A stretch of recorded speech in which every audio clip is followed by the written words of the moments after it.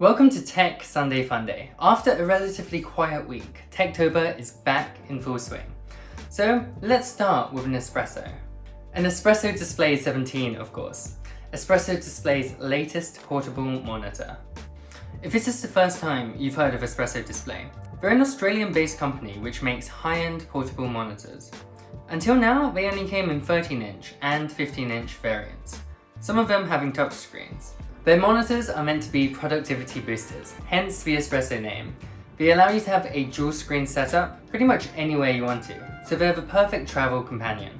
Their latest product, the Espresso Display 17 Pro, is their first 17-inch monitor, and the first to bear the Pro moniker. Looking at the specifications, it looks like this just might be the perfect monitor for creative professionals on the go.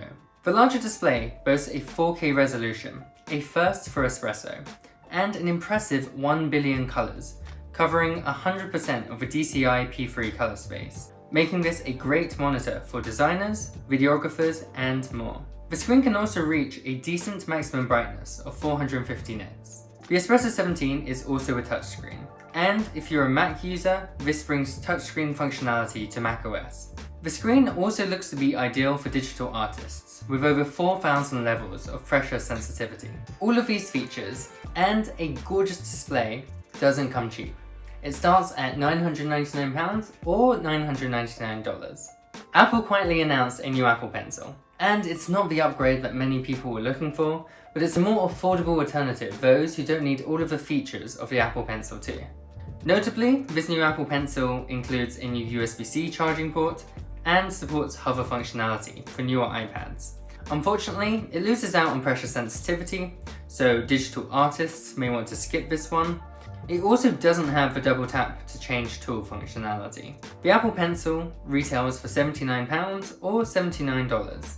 Astell and Kern is a South Korean company that makes some of the best audio gear in the world. They just announced two new products, the AK-HP1 dongle DAC amplifier and the Kann Ultra music player.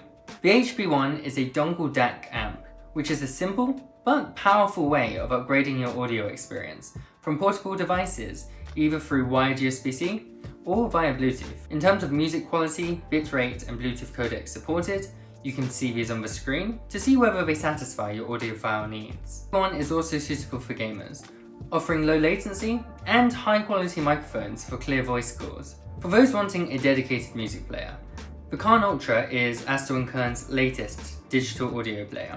The Kann Ultra also has a new technology called DAR, or Digital Audio Remaster, which delivers refined sounds at higher sample rates, upsampling those rates from the source to go beyond the limits of the format. The HP1 retails for £259 or $250, and the Kann Ultra retails for £1,599 or $1,540. YouTubers and streamers will surely appreciate Elgato's latest product, the Prompter.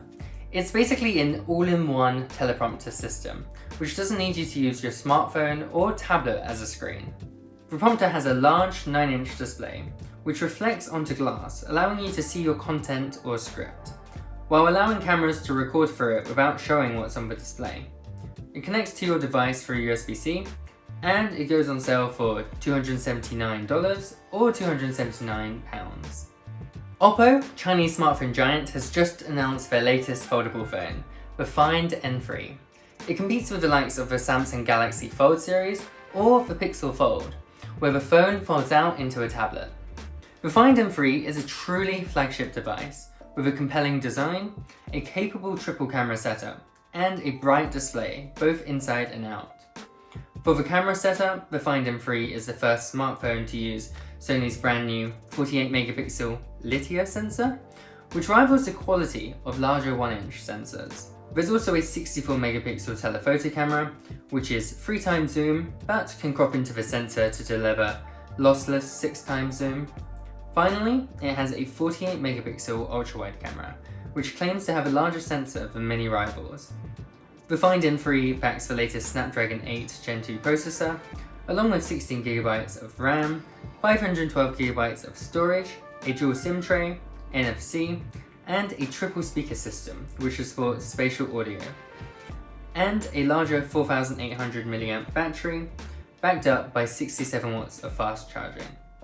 The displays are a real highlight here, with a 6.3-inch outer screen and a 7.8-inch unfolded screen, both of which have a 2K resolution, adaptive high refresh rate screens, and both go super bright at 2800 nits. At least on paper, the Find N3 looks like a very compelling and impressive alternative to existing foldable phones out there, especially the display and the camera system. To my knowledge, the M3 is only available in China and Singapore for now.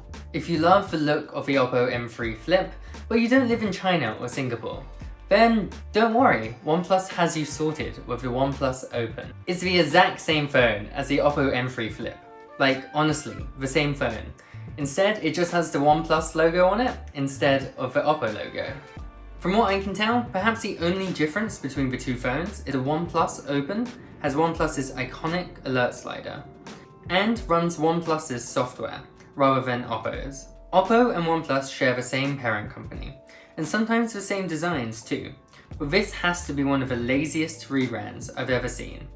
But it does mean you can actually buy this phone globally. Anyway, I have a full video on the OnePlus Open's announcement, which you can check out here, but it's available for pre-order now at $1,699, £1,599, or €1,799.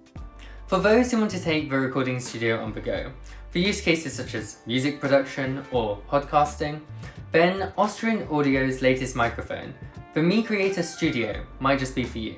It's a versatile pocket recording system, which combines a high-quality condenser microphone in a rugged case that has a USB-C interface, which plugs directly into your mobile devices, whether that's a smartphone or laptop. It retails for $199 or £189. And finally, to finish off the week, is yet another folding phone. If you haven't jumped on the folding phone bandwagon yet because they're just so damn expensive, then I get it. Well, Motorola is changing that with the Motorola Razr 2023, or Razr 40 outside of the US. While technically it wasn't announced this week, it's now officially launching, at least in the US. In the US it retails for an extremely reasonable $699, and right now on their website it's only $599. Outside of the US, the price is slightly less attractive. In the UK, it retails for £799. Price aside, the Razr has a large 6.9-inch 144Hz screen, and goes up to a capable, but not class-leading, 1400 nits. The outside screen is a modest 1.5-inch screen, which displays notifications and a selection. To get to this lower price point, Motorola is using a mid-range Snapdragon 7 Gen 1 chip. And honestly, even mid-range chips offer more than enough power for people nowadays, and sometimes even offer some benefits in the form of better battery life. The Razr sports a dual camera setup with a 64 megapixel main camera and a 13 megapixel ultra-wide camera with 120 degrees field of view. Like with any mobile camera system, don't get caught up with the number of megapixels. It doesn't necessarily equate to better picture quality. I would imagine that these cameras are decent but not great. So that's the Tech Digest for the week. What products excited you the most? I'd love to hear in the comments below. For me, it was the OnePlus Open. Despite being a complete ripoff of the Oppo M3 Flip, I think it offers a unique software experience and a refinement that we really weren't expecting. Thank you so much for watching. Please don't forget to like and subscribe as it really supports the channel, and until then, I'll see you next time.